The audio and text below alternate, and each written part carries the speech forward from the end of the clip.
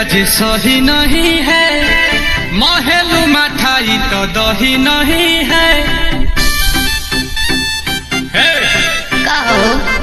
लागे मिजाज आज सही नहीं है, महलू मठाई तो दही नहीं